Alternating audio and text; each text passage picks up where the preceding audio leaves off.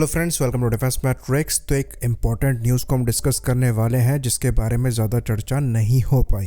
तो कल इंडिया की स्ट्रेटेजिक फोर्सेस कमांड द्वारा एक महत्वपूर्ण मिसाइल टेस्ट किया गया जो कि इंडिया की मीडियम रेंज बैलिस्टिक मिसाइल का था।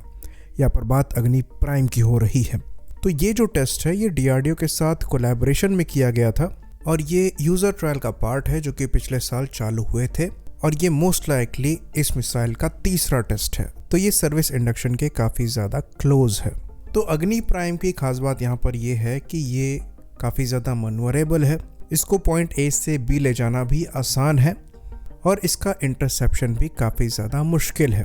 तो अग्नि प्राइम की जो मैक्सिमम रेंज बताई जाती है ये 1000 से 2500 किलोमीटर के अप्रॉक्स की है। और ये बात भी हम यहाँ पर ऐड कर दें कि ये किसी भी अग्नि सीरीज़ की मिसाइल का रिप्लेसमेंट नहीं है बल्कि एक एडिशन है अग्नि सीरीज़ में।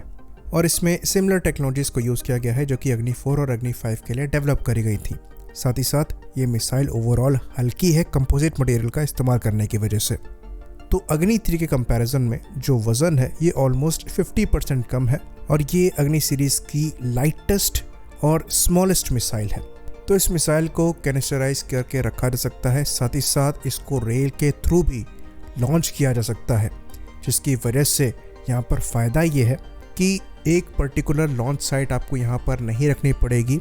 अगर अटैक जैसी सिचुएशन आती है और रिस्पॉन्स करने के लिए आपको ये मिसाइल फायर करनी पड़े तो आप इसे रेल के थ्रू कहीं से भी लॉन्च कर सकते हैं, जिसकी वजह से एनिमी को इसकी लोकेशन के बारे में कभी जानकारी नहीं हो पाएगी और इन मिसाइल के अटैक से बचने के लिए जो पहला अटैक है वो इन पर नहीं कर पाएंगे। तो ये कुछ इस तरीके से हो गया जिस तरीके से सबमरीन्स पानी के नीचे अननोन लोकेशन में अपने न्यूक्लियर मिसाइल्स के साथ रहती हैं। तो ये रेलवे लॉन्चिंग कैपेबिलिटी जो है एक काफ़ी बड़ा प्लस ऐड करती है अग्नि प्राइम की कैपेबिलिटी में। साथ ही साथ यहाँ पर जो दूसरा बड़ा एडवांटेज है कि इसके मार्व वॉरहेड को बताया जाता है जो कि एक मनोरेबल वॉरहेड है और इसको इंटरसेप्ट कर पाना काफ़ी ज़्यादा मुश्किल है। साथ ही साथ एक्यूरेसी भी इसकी काफ़ी ज़्यादा है। तो ऐसा कहा जाता है कि ये एयरक्राफ्ट कैरियर्स तक को भी टारगेट करने में सक्षम होगा और इस मिसाइल को चाइनीज़ DF-21D से भी कंपेयर कर दिया जाता है जिसको एयरक्राफ्ट कैरियर किलर के तौर पर भी बताया जाता है। तो अग्नि प्राइम इंडिया की पहली ऐसी मिसाइल है जो कि रेलवे लॉन्च होने में सक्षम है। इवन अगर आप ट्रक में भी मिसाइल्स कैरी कर रहे हैं तो ये ट्रक जो हैं काफ़ी ज़्यादा हैवी होते हैं और उनको सैटेलाइट से स्पॉट करना इतना ज़्यादा मुश्किल नहीं है। पर रेलवे लॉन्च होने का फ़ायदा यहाँ पर यह है कि ये किसी भी नॉर्मल बोगी कंटेनर की तरह दिखने में हो सकता है और अंदर मिसाइल को कैरी कर सकता है। तो सैटेलाइट से भी एग्जैक्ट पता लगा पाना कि ये मिसाइल कहाँ हो सकती है, कौन सी बोगी में हो सकती है, ये ऑलमोस्ट इम्पॉसिबल है। बाकी कहा यह भी जाता है कि ये 2 मिर्व वॉरहेड को भी कैरी करने में सक्षम है जो कि न्यूक्लियर हो सकते हैं। तो जो हमारी स्ट्रेटेजिक फोर्सेस कमांड है ये यूजुअली हमारे न्यूक्लियर वेपन्स को डील करती है, पर जो अग्नि प्राइम है ये कन्वेंशनल वॉरहेड्स को भी कैरी करने में सक्षम होगी। तो अच्छी खासी पॉसिबिलिटी है कि फ्यूचर में जो रॉकेट फोर्स बने उसमें भी इनको इंडक्ट किया जाए। बाकी यहाँ पर जैसा कि हमने डिस्कस किया एक्यूरेसी बहुत ज़्यादा है। कहा जाता है कि 10 मीटर CEP से भी कम है जो कि एक बैलिस्टिक मिसाइल के हिसाब से बहुत ही ज़्यादा इंप्रेसिव नंबर है। तो ये 2 स्टेज की मिसाइल है और दोनों स्टेज सॉलिड फ्यूल पावर्ड है। वहीं पर जो तीसरी स्टेज है ये इनके मार्व या मिर्व की हो सकती है।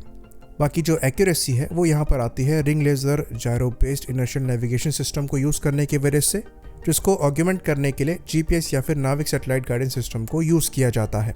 तो न्यूक्लियर डिटरेंस के तौर पर ये पाकिस्तान के लिए तो थ्रेट है ही, लेकिन चाइना के लिए भी ये थ्रेट है इवन विदाउट न्यूक्लियर रोल में, जिसके अंतर्गत ये इनके कैरियर बैटर ग्रुप को टारगेट करने में सक्षम होगी जो कि चाइना द्वारा बढ़ाया ही जा रहा है। तो इस मिसाइल का जो डेवलपमेंट है ये काफ़ी ज़्यादा इंप्रेसिव रहा है। अगर आप इसके ट्रायल्स को देखें तो ये 2021 में ही चालू हुए हैं और अब जो यूज़र ट्रायल्स हैं वो चालू हो चुके हैं। तो सर्विस इंडक्शन ऑलमोस्ट होने वाला है। तो 3 साल में ये मिसाइल पहली बार फायर होने से लेकर सर्विस इंडक्ट हो रही है। ये शोकेस करता है कि मिसाइल डेवलपमेंट को लेकर इंडिया द्वारा कितनी मैच्योरिटी अचीव कर ली गई है। आई होप इन्फॉर्मेशन यहाँ पर क्लियर हो। इसी बात पर इस वीडियो को हम ख़त्म करेंगे। लाइक करिए, सब्सक्राइब करिए। जय हिंद।